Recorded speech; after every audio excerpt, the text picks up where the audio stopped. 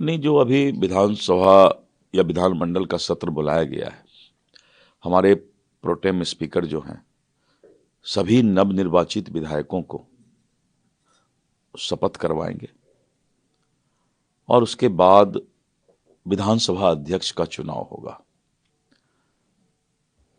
और तीसरे दिन जो है महामहिम राज्यपाल महोदय का ज्वाइंट सेशन में अभिभाषण होगा।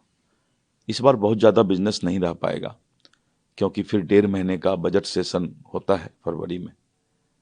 और इसी तरह करके अभी नवनिर्वाचित विधायकों का शपथ ग्रहण और विधानसभा अध्यक्ष का चुनाव जो है इस सेशन का मुख्य मुद्दा है। सर, उद्योग को लेकर काफ़ी सरकार सजग है और लगातार उद्योग कैसे बिहार में है उसको लेकर भी प्रयास हो रहे हैं। देखिए, सरकार स्ट्रैटेजीज बनाए जा रहे हैं। सरकार की 2 प्राथमिकता है। पहला है कानून का राज, अपराध मुक्त बिहार, और दूसरा है युवाओं को रोजगार। और युवाओं को रोजगार हम तभी दे सकते हैं जब उद्योग और उद्योग विभाग को जो है सही तरीके से लोगों के लिए रोजगार का मुहैया कराने का एक साधन बनाए। और इसी क्रम में उद्योग विभाग में मैंने कल समीक्षा किया और जितने भी प्रस्ताव निवेशक के आए हैं उन निवेशकों को तुरंत जो है सिंगल विंडो सिस्टम से बियाडा जमीन उपलब्ध कराने के लिए प्रक्रियारत है। और जो करीब 1300 एकड़ का हमारा एक इंडस्ट्रियल एरिया गया में बना है उसके इंफ्रास्ट्रक्चर को हम डेवलप करेंगे और जितने आवेदन निवेशक के आए हैं उनको जमीन अलॉटमेंट तुरंत करें जिससे कि आगे का जो है हमारा उद्योग लगाने का कार्य तेजी में हो सके। सर, सरकार की प्राथमिकता भी रही है कि रोजगार का जिक्र सरकार ने इस चुनाव से पहले किया था। मुख्यमंत्री नीतीश कुमार भी लगातार ये कह रहे हैं। तो क्या लगता है कि अब उद्योग के क्षेत्र में एक बड़े पैमाने पर भी रोजगार और नौकरियां निश्चित रूप से उद्योग के द्वारा ही जो है हम रोजगार मुहैया करा सकते हैं। और उद्योग का मतलब है कुटीर उद्योग से लेके हैवी इंडस्ट्री तक घर घर हम उद्योग लगा सकते हैं। छोटा छोटा उद्योग है और उससे क्या है कि स्वरोजगार को हम बढ़ावा दे सकते हैं। इसीलिए हमारा टारगेट है कि जो 1 करोड़ लोगों को रोजगार और नौकरी देना है, हम शुरू के ही 2-3 वर्षों में इस टारगेट को ज़्यादा से ज़्यादा हासिल कर लें और बिहार के अंदर घर घर रोजगार हो, इस बात की चिंता कर रहे हैं। मुख्यमंत्री ने कल महिलाओं को 10,000 रुपया भी दिया रोजगार के नाम। देखिए, जिस तरह का माहौल विपक्ष ने चुनाव के समय बनाया था कि चुनाव के पहले हम लोगों ने 1,51,00,000 महिलाओं को जो है ये सीड मनी स्वरोजगार के लिए, स्वावलंबन के लिए ये पूंजी दिया था। उसके बाद विपक्ष ने माहौल बनाया ये पैसा लौटाना पड़ेगा। दूसरा माहौल बनाया कि अब किसी को नहीं मिलने वाला है, जबकि सरकार ने जो वादा किया है और उसी क्रम में जो है कल सरकार ने बचे हुए महिलाओं को उनके खाता में पैसा ट्रांसफर करवाया। नेशनल हेराल्ड मामले में आज सुनवाई होने वाली है।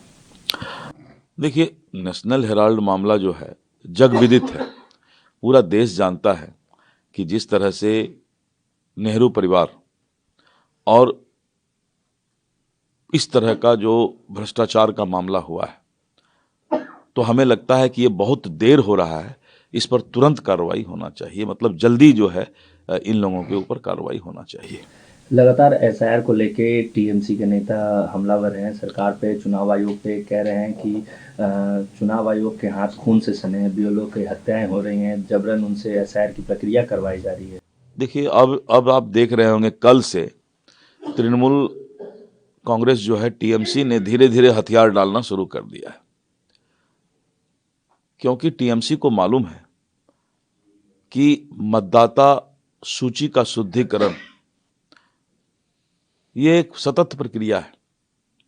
और जब बिहार में राहुल गांधी ने इस मुद्दे को उठाया था तो आपने देखा कि देश का उच्चतम न्यायालय ने इसका मॉनिटरिंग किया था। और जब उच्चतम न्यायालय में सारी बातें स्पष्ट हो चुकी है, उसके बाद कोई सरकार एसआईआर का विरोध की बात भी सोचे तो वो संविधान से ऊपर थोड़े है। इलेक्शन कमीशन ने कहा है कि बीएलओ को ना धमकाए, बूथ अधिकारियों को प्रभावित ना करे, धमकी ना दे टीएमसी के लोग। सही बात है, टीएमसी के लोग गुंडागर्दी पर उतर आए हैं और टीएमसी का जो गुंडागर्दी है वो संविधान को कहीं ना कहीं छत विछत करने का प्रयास कर रहा है। इसीलिए टीएमसी अपने वैसे लोगों को जो गुंडागर्दी करने पर उतरे हैं रोक लगाए, नहीं तो संविधान और कानून उसको माफ नहीं करेगी। वायु प्रदूषण को लेकर राहुल गांधी ने सरकार पे हमला बोला है और कह रहे हैं कि बच्चे घूट रहे हैं और सरकार चुप है।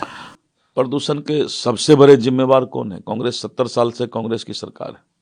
इन लोगों ने, ये तो प्रधानमंत्री श्री नरेंद्र मोदी जी को मैं धन्यवाद देता हूं कि उन्होंने एक पेड़ मां के नाम, मां के सेंटिमेंट को उन्होंने जोड़ा है कि एक पेड़ जरूर लगाइए। कांग्रेस के समय में क्या हुआ? इकोसिस्टम और वातावरण के लिए कोई चिंता नहीं था। 70 वर्ष तक उन्होंने पेड़ कटवाने का काम किया। ये तो नरेंद्र मोदी जी 11 वर्ष में आज इकोसिस्टम को कैसे मेंटेन रखा जाए और जिस तरह से हरे भरे पेड़ पौधे लगाए जा रहे हैं, जो आज उस प्रदूषण से बचने का जो सबसे बड़ा साधन है हमारा वातावरण, इकोसिस्टम, तो आप पॉपुलेशन रोक नहीं सकते। राहुल गांधी जवाब दें। पॉपुलेशन आप रोक सकते हैं, लोगों के सुख सुविधा को रोक सकते हैं, तो जब नहीं रोक सकते हैं तो हमें इकोसिस्टम को ठीक रखना होगा।